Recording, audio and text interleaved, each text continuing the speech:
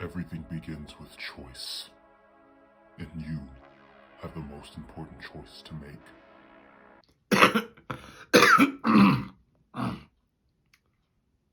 You take the orange pill. The story ends. The Matrix trilogy stays at 3 movies, and you can believe whatever you want to believe. You take the slightly more orange pill. You stay, and we will recreate the entire series without recreating the entire series for a prequel, sequel, hybrid reboot that shows you how deep the sewer line goes.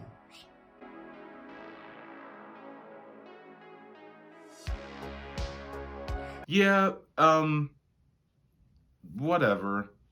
What is up, everybody? It's your main boy out here again, and today we are here to talk about Matrix Resurrections. It is the 4th installment to the Matrix series. I guess, it's kind of it is like a continuation, but it feels like it plays like it's like a reboot. But I'll get into that momentarily. But before we really jump into the nits and grits of the Matrix, if you would do us all a dope favor and just like, share, and subscribe to our YouTube channel, click the bell for notifications on all of our videos. We post pretty much every Saturday, you know what I'm saying? And, we gonna be getting it litty and cracky up in here, you feel? Cracky. So without further ado, let's jump into Matrix Resurrections. Now, we have, what I'm gonna do with this series is I'm actually going to have a spoiler version and a non-spoiler version. They're both gonna be in the video. So let's start with the non-spoiler version. Overall, contrary to the intro of this video, The Matrix Resurrections actually isn't that bad, okay? It actually is not that bad. But let me go into the kind of the details of it. Neo is back, or more so should I say Keanu Reeves. They're basically the same person. Keanu Reeves is back as Neo. Carrie-Anne Moss is also back. With a couple other people, who are kind of here and there. Morpheus is not being played by Lawrence Fishburne this time. Most of the cast is switched out with some newcomers. In one sentence, overall, The Matrix Resurrections is better than what people give it credit for, but also deserves a lot of the criticism that it gets. I'll put it on a slightly higher scale than what most people probably would put it to. I'll kind of get into that a little bit later, but in regards overall, The Matrix is a pretty decent watch.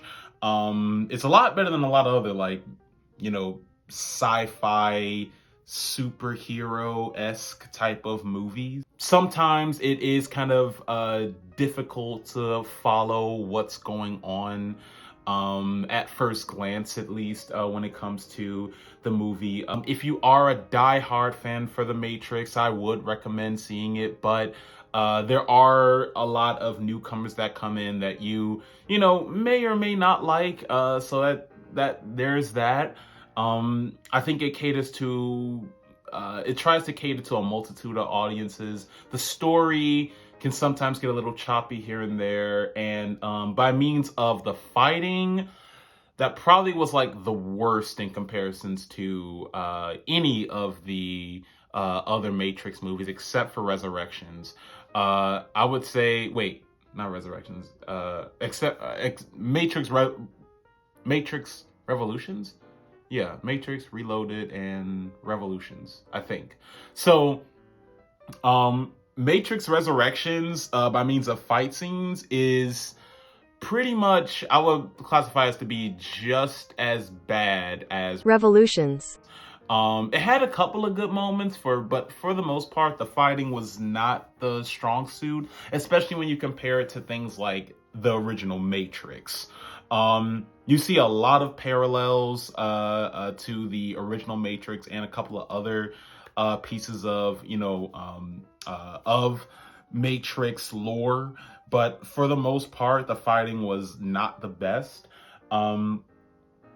And yeah, there were a couple of Easter eggs, that you kind of get to see in there, but for the most part, I would give it a solid 6 out of 10. That's my non-spoiler review, is to give it a 6 out of 10. That's actually the non-spoiler version of this review. Now, if you want the spoiler version, you have to stick around, you know what I'm saying?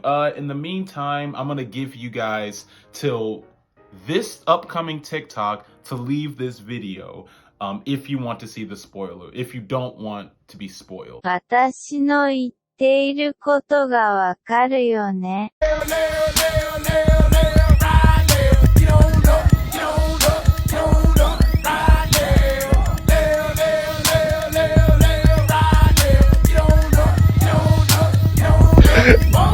Okay, I gave you guys time, and let's get into the nits and grits of Matrix Resurrections.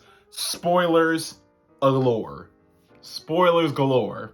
Okay, so overall, in regards to the story, my overall review is to say that once you can accept the story for what it is, you actually do find some enjoyment in the story. What this movie tries to do a lot, it does a lot of nods to the OG Matrix. And sometimes it even says, like, this is not like the first movie you saw.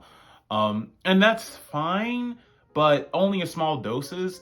But the thing is like, they put that in the movie, like, all, like, 50, 60 minutes of constantly being like, this isn't the first Matrix. This isn't the first Matrix. It's like, we understand that. Like, we understand this isn't the first Matrix. And, you know, we understand that not the same people are here. Although I'm glad that they at least touched on it and it wasn't such a hard reboot. Which, speaking of reboot, the Matrix, one of the main reasons why they say that a lot of things have changed in regards to kind of the look of the Matrix, some of the rules that are in the Matrix, even in regards to some of the characters that look a certain way or behave a certain way. They are different in this Matrix. It's because the Matrix has been rebooted completely. Some programs were purged, and some were created, and some were modified. Like I said, at first, you don't even know if you're in the Matrix yourself, which I think holds a lot of credit for the first act of this movie, is the fact that, I mean, for a while, you could not tell if Keanu was in the Matrix, if this was real life, if you couldn't tell what was going on. And the cool part about it was that you actually did feel for Neo at the beginning of the movie, because you were like, I'm right there with you. I'm confused. And it felt just like it felt when we first saw the Matrix, being like, WTF is going on here? Like, you know, I'm seeing these agents and people shooting, and, you know, I'm just an accountant, you know what I'm saying? Like, and that's, you know, that's how it is kind of when seeing Neo, who's a game designer in the Matrix. But, like, come to find out, he's back where he first started, like, being in the Matrix, being trapped. So Neo, you know, he's a game designer. Trinity's out there, you know, having a family and stuff. And there comes a point where one of the actual people from Zion, well, in this case, it's called IO now. One of the people from Zion, they see Neo in the Matrix and does an entire rescue mission to get him out of the Matrix. We're not entirely certain at the beginning of the movie if it is it's like a complete reboot by means of the Matrix, or if this is a continuation from what previously happened. We don't know why Neo is still alive. We don't know what's happening, but we know that that Neo is a game designer, right? He's working at this corporate company at a pretty high level in the business or whatever. Trinity is now under the name Tiffany, who also exists in this world. She's a wife and a mother of two, and Niobe, who actually makes a surprise appearance in the movie. She is the leader of what no longer is called Zion, is now called Io. There's a couple of new characters that are in there. I don't remember their names. They low-key are kind of forgettable. Low-key, you know what I'm saying? That's just my opinion. In short, there was a lot that kind of happened in The Matrix that was great to see. But there was also some things that kind of were not so great to see. Like the fighting that happened in The Matrix, there were so many cuts. There were like so many close-ups, so many things that were kind of CGI related that a lot of people had the same gripe about when they were watching Matrix Reloaded. Personally, I love Matrix Reloaded. I like it primarily because you get to see Neo like just completely decimate the Matrix and be like, man, I'm gonna break all your rules. And, we get to see his powers truly be unleashed. And I feel like, it's a computer generated world. So I don't care if there's a bunch of CGI in it. But with Matrix Resurrections, you see CGI fights that aren't even, I would say they're not even like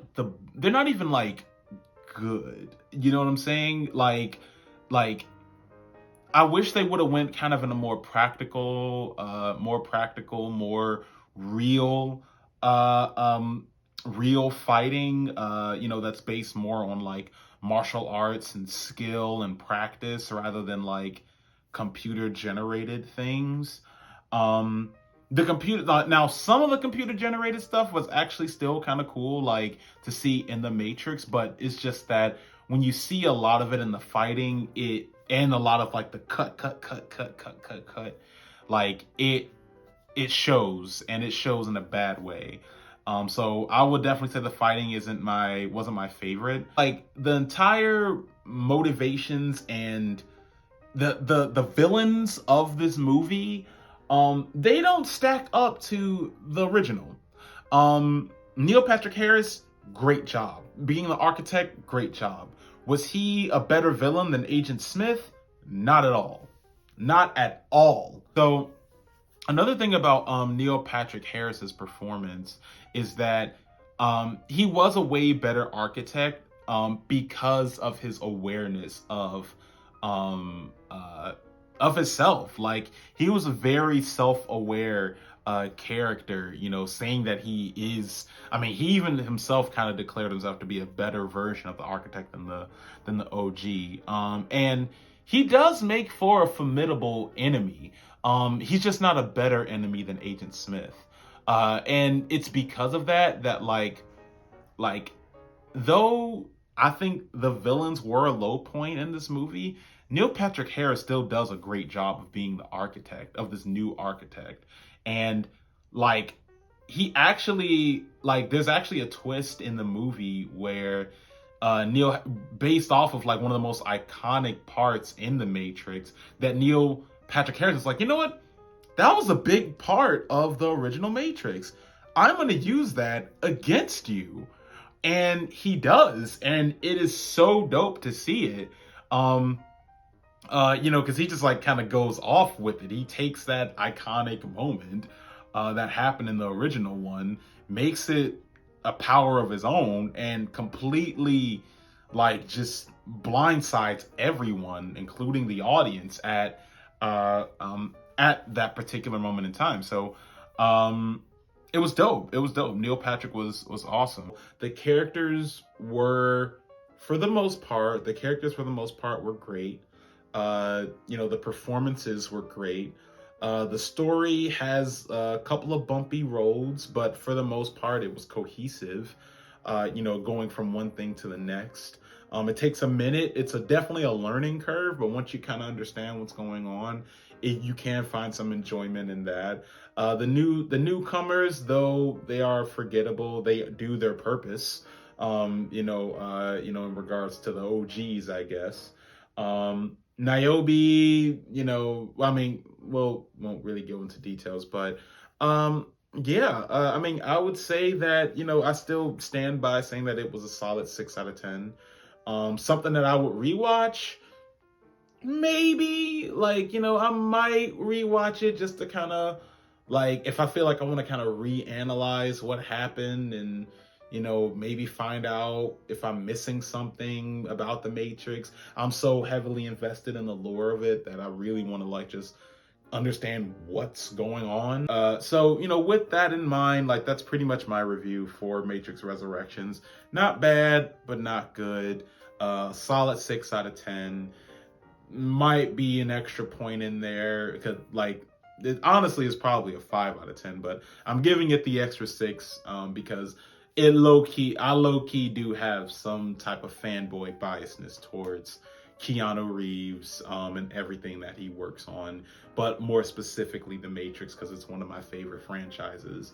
But with that in mind, thank you guys so much for checking out this video. If you like what you saw, make sure to leave that like, share, subscribe, click that bell for notifications on all of our videos. And we'll be on the lookout for more because more is coming very soon. All right. Force push.